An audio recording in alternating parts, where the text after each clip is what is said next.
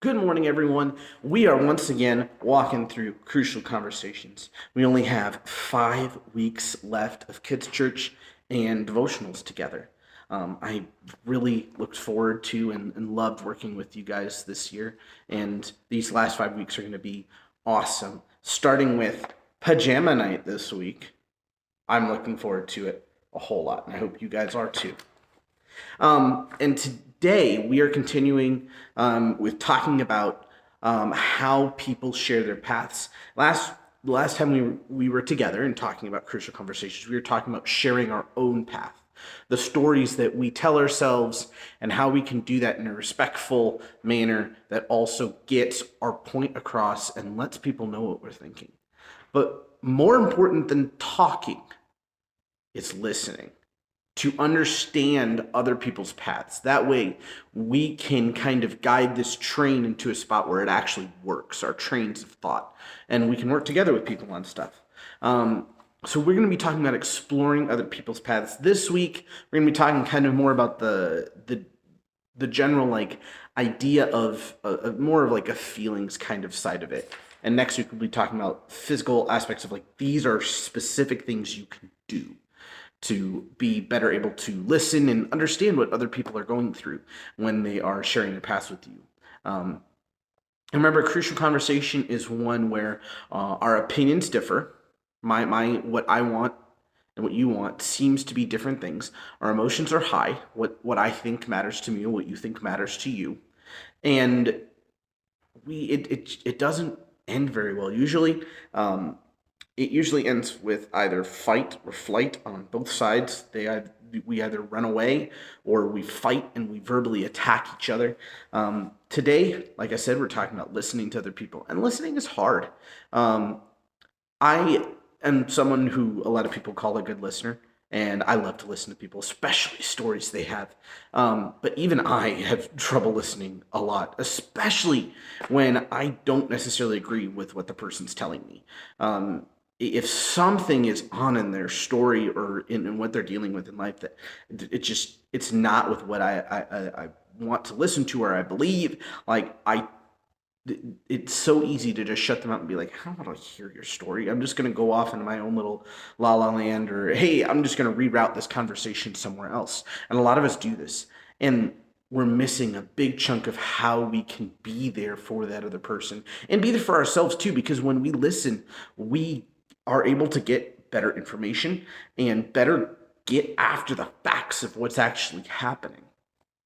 Now, there's a couple of very kind of top things that we just, when we're going in, we have to keep in mind as we are going in to listen, and to just think about this right before we start to listen.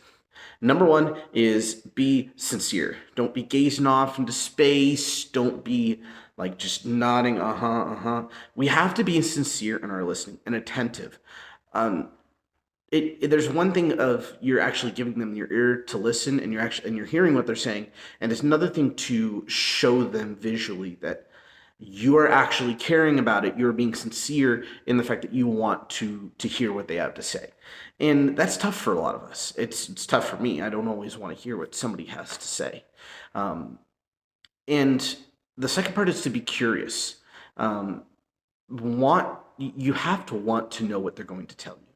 Even if it doesn't necessarily agree with what you think, you have to be curious as to what they're going to tell you. Be thinking about it. Be like, I wonder where they're going with this. I wonder where they're going with that. Because it keeps you engaged. And the sincere and the curious kind of loop back into each other, where you're sincere because you're curious. You actually pay attention because you're curious about what they're going to say. And you're curious because you're being sincere. Your sincereness starts this loop, and it just keeps feeding back in upon itself. But you have to stay in that area for a while, which is where the third thing comes in. You have to be patient, which is tough because we are coming in at the end of their path to action. So we've talked about this path. So you start with seeing and hearing things, and then you tell yourself a story, you feel a certain way, and then you act upon how you feel. They've already gone through the first things. They've already seen and heard things. They've already told themselves a story, and they've already felt something, and that's why they're acting out either against us or against somebody else, and we're coming in that spot. And we're trying to back them up all the way to what they actually saw and heard. And it's tough and it takes time. There is this loop of being sincere and curious, but if you're not willing to stay there for long enough, then you're not going to get to the bottom of it. And sometimes that patience means having the patience to say, we can't deal with this right now. They're at a place emotionally where they're lashing out that we can't communicate about this right now. But that patience says, I'm going to keep this in my mind until I am able to get over there. So I am still sincere and I'm still curious, even though I'm not directly in the conversation right now. And they are in your mind of, okay, I'm going to go back and listen to them. It's just not the right time. Sincere, curious, patient. The three biggest tools of being able to listen. And we're actually going to jump a couple of pages past things that we're going to talk about next week, those tools and things you can do to talk about one very important thing when we're listening. And that is the fact of, what if they're wrong? And you just know it right off the bat. You're like, I don't need to be like, if I'm sincere with them, I'm going to be against them. I'm not just going to be curious. Like, I know what they're talking about. And like, it is something that you're like, immediately you're like, that's wrong. And I can't just be patient and stay there. Well, the thing about listening is, and finding the story that they're telling, is that you don't have to be curious and change your opinion to what they're telling you the story is. You're not looking to change your opinion. You're looking for the story. I love exactly how he writes it here in the book. So I'm actually just going to read you a little excerpt from page 167. So here we go. To keep ourselves from feeling nervous while exploring other people's facts, no matter how different or wrong they seem. Remember, we don't know anything for sure. It's just seem. And if we're going by the Bible, it is true. Like that is wrong. But when we are going through this, remember, we're trying to understand their point of view, not agree with or support them necessarily. Understanding doesn't equate with agreement. Sensitivity, being sincere, does not equate with acquiescence, with taking on the thing ourselves. By taking steps to understand the person's path to action, how they got from what they saw to how they are acting out, we are promising that we'll accept their point of view. There will be plenty of time for us later to share our path and how we feel. For now, we are merely trying to figure out, in order to understand why they're feeling the way they're feeling and doing what they're doing. Listening isn't about the argument. It's not about the conflict.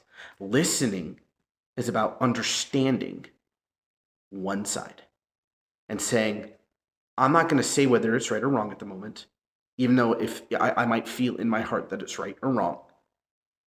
I'm just going to listen to understand where it is coming from.